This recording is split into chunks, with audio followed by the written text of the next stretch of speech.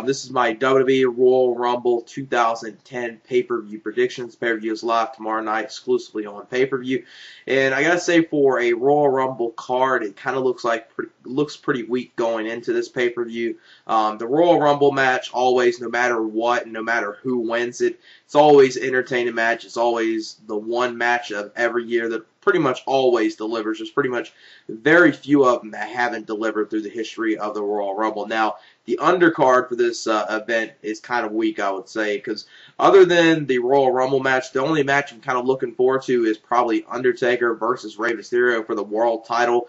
And within that match, it's kind of questionable if that match will be as good as what I'm kind of expecting due to, Undertaker's, nagging injuries he's been suffering through, and Rey Mysterio as well. So that match is kind of up in the air of how the quality is going to be. Now, if them two are able to go out there full force and able to go out there balls to the wall, it could be a great match. Now, the first match of the night will be for the ECW Championship. It will be Christian defending the ECW Championship against Ezekiel Jackson. And within this match, unfortunately, I do see Ezekiel Jackson becoming the ECW champion, which is kind of a good thing as well, which I'm kind of actually hoping he does become ECW champion, not because I want him to be, but for the case that I want Christian off the ECW brand. Do I really think Christian, could he be a WWE champion or World Heavyweight champion? Possibly, but he definitely deserves better than being on the ECW brand, at least being, an upper mid-carder, maybe a contender for the WWE Championship or the World Heavyweight Championship, which coming during the draft time, they need to get him off the ECW brand, which I'm pretty sure they will be doing at some point in the future. Ezekiel Jackson, I'm saying, is going to win the ECW Championship. The only way that he will not win the ECW Championship is if Vladimir Kozlov gets involved in this match and costs him the ECW Championship, and Christian either retains the match or the match ends in disqualification, and Christian, since the match ends in disqualification, retains the title. But I see Ezekiel Jackson defeating Christian in this match. But it might be the better for Christian so he can get off the ECW brand. I know a lot of people, if Ezekiel Jackson beats Christian tomorrow, probably a lot of people are going to be bitching about it, but just think about it. If he does lose the title to Ezekiel Jackson, it's probably the best for him because it's a slow step of getting him off the ECW brand and having him either be on SmackDown or Raw. I would prefer him to be on SmackDown. Then the next matchup will be Michelle McCool versus Mickie James. Now, this match, I know some people might be interested in it, but I would say, other than the feud and the build-up to it, which I would say the build-up to it has been pretty good with the whole Piggy James thing with Michelle McCool and Layla. It's actually been built up for a little bit, which is one thing you don't see that often in women's wrestling and mainstream, especially in WWE. You don't really see a women's feud, built up, for a couple months or whatnot. And with the whole storyline with Piggy James, they've been doing this for so long. Mickie James will win the women's championship and defeat Michelle McCool for the title. And Michelle McCool has had that title for a long time anyway. Then the next match will be Undertaker versus Rey Mysterio for the World Heavyweight Championship. Now, this match, it could have two outcomes. It could have an outcome where Rey Mysterio wins the title, and then they think about doing a Rey Mysterio versus CM Punk hair versus mask match at WrestleMania. Or I'm expecting Undertaker to retain the title. Maybe have some interference from Batista in this match because they kind of been building that up with Batista probably having some involvement within this match, which I kind of hope this match doesn't have interference to it because when these two had a match on the Christmas Day edition of SmackDown, before there was interference and before the match stopped, they wrestled for probably about at least, maybe like 8 to 10 minutes. And what they did in that match made me want to, see more from them. So hopefully Rey Mysterio and Undertaker deliver a good match here. I know they could. It's one of those things. Hopefully this match at least gets, 15 to 20 minutes and, they're able to go out there and, perform to their full abilities. And I see Undertaker retain the World Heavyweight Championship. Then the next matchup will be Sheamus versus Randy Orton for the WWE title. Now, this is something you don't see that often in WWE. Heel versus heel match within WWE with Sheamus versus Randy Orton. It's one of the things you don't see happening that often in WWE. And when you look at it on the SmackDown side, it's face versus face. So on one side, you got a face versus face match, and the other side, you got a heel versus heel match, which you don't see that happen that often.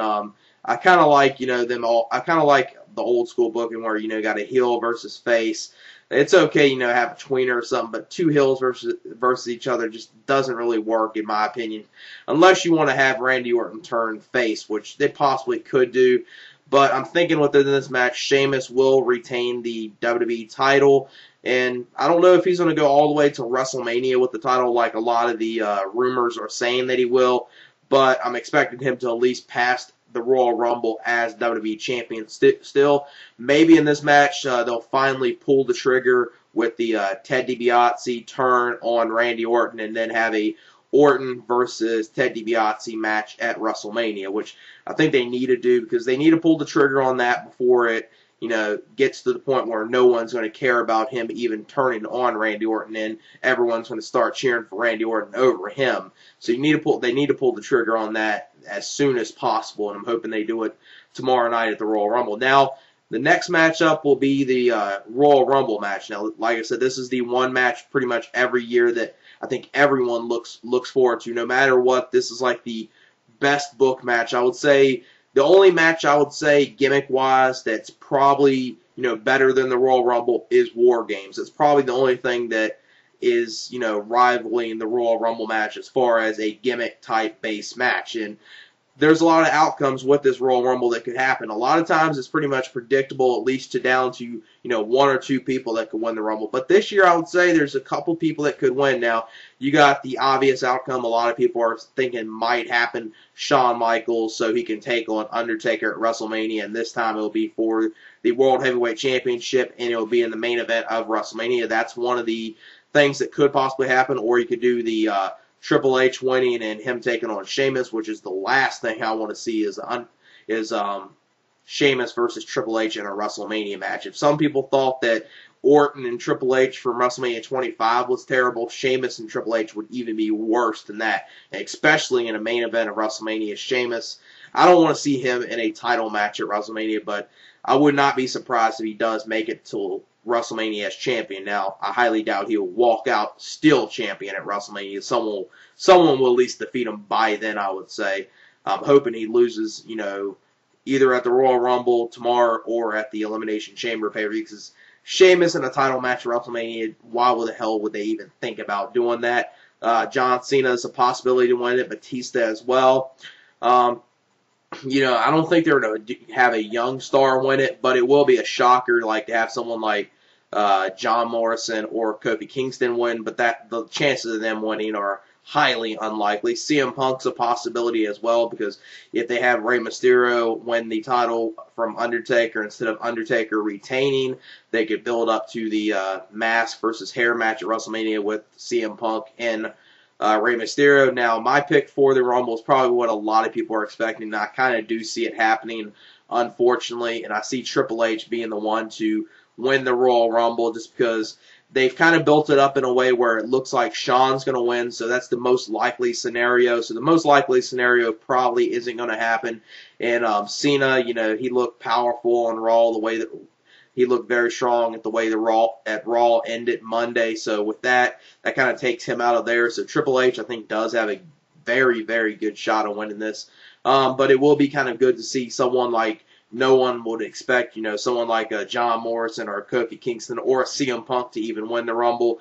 I don't see that happening. Now, there was a plan to have Triple H and Shawn Michaels both get eliminated at the same time, kind of do a Royal Rumble 94 ending, but sounds like that's been dropped from the plan. So I'm going with Triple H winning this, and I do see them going with the rumored WrestleMania match that's been talked about for at least a little bit, the Sheamus versus Triple H match at WrestleMania. I don't want to see it happen, but I kind of wouldn't be surprised at happening. Triple H is very close friends with him, and Triple H is high on him, so I wouldn't be shocked to have them in a WrestleMania match against each other for the title, and Triple H won the title at WrestleMania. Now, this Royal Rumble pay-per-view, like I said, the Rumble match, I'm pretty sure will deliver no matter what, even though I dislike Triple H, and a lot of people dislike Triple H. I think a lot of us will agree that no matter what, even if Triple H wins or Batista or someone like that, it will still be an enjoyable match. That's the one thing. The Royal Rumble match has always been good no matter what. I mean, I know a lot of people would even criticize the Royal Rumble match from 1999, but I would even say that was, at least entertaining. I would say, you had the whole Austin and Vince thing, so it kind of at least made sense Vince McMahon winning at that Royal Rumble pay-per-view.